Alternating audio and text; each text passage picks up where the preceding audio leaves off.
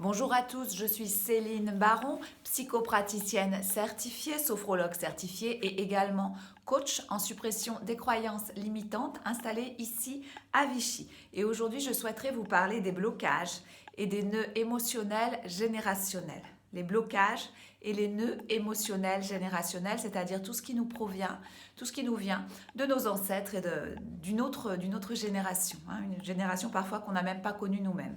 Voilà, alors typiquement des gens viennent au cabinet, que ce soit pour de la psychopratique, du coaching parfois ou de la sophrologie et assez rapidement pendant l'anamnèse ils vont aborder un sujet sensible, un sujet familial souvent, parfois quelque chose qu'ils ont perçu comme un secret de famille ou un tabou, en tout cas quelque chose qui est comme ça, qui a été enfoui pendant longtemps mais qui a tendance à l'âge adulte à émerger, et ces gens qui ressentent le poids d'un secret de famille ou d'un tabou familial vont avoir un petit peu de mal à vivre normalement, à s'organiser. Ils vont souvent être fatigués, avoir une énergie qui est un petit peu sapée. Et ils ont le sentiment de porter en eux des blessures, des déceptions, des traumatismes bien ancrés, mais ils n'arrivent pas tellement à définir bien qu'ils aient la certitude que c'est vraiment en rapport avec leur famille, avec les générations précédentes, donc avec le transgénérationnel. Alors voilà, typiquement, qu'est-ce que ça peut donner? Ça peut donner des gens qui ont du mal à s'ancrer, qui changent souvent d'emploi, qui changent souvent de compagnon, qui expérimentent pas mal d'échecs dans différents domaines de la vie et qui s'entêtent pourtant à vivre toujours dans le même schéma.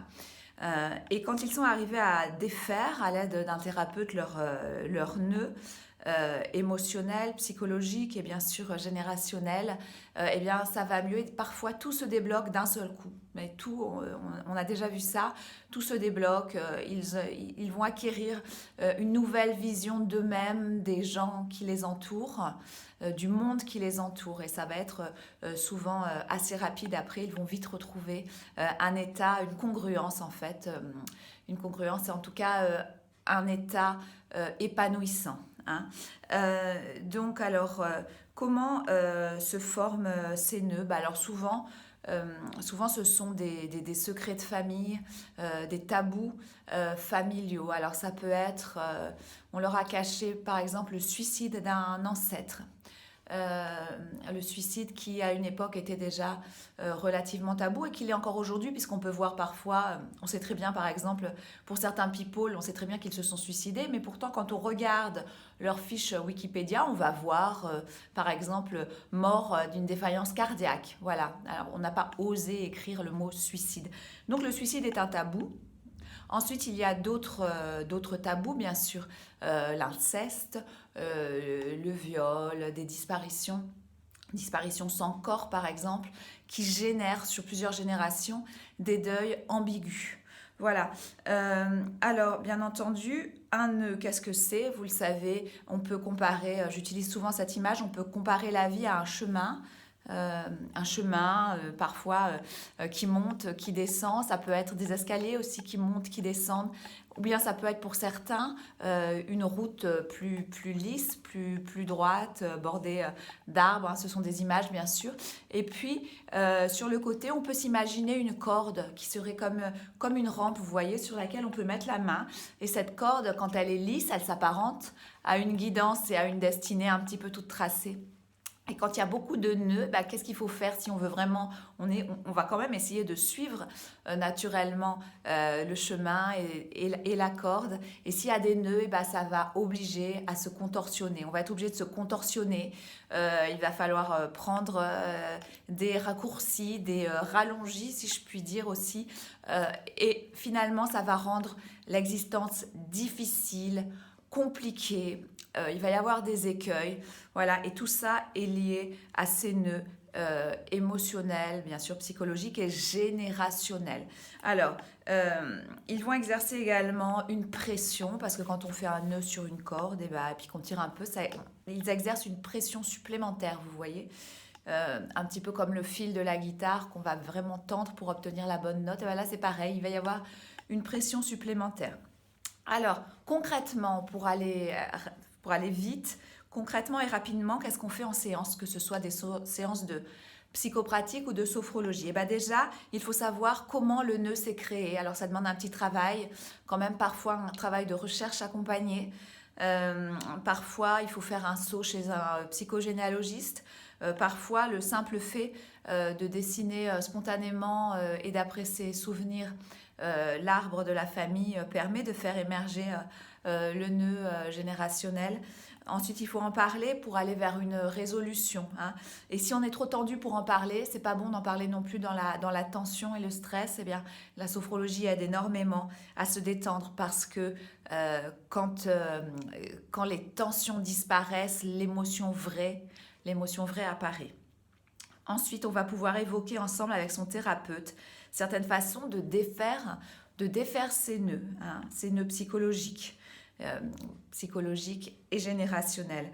Ensuite, on va mettre en place un programme pour les défaire un à un.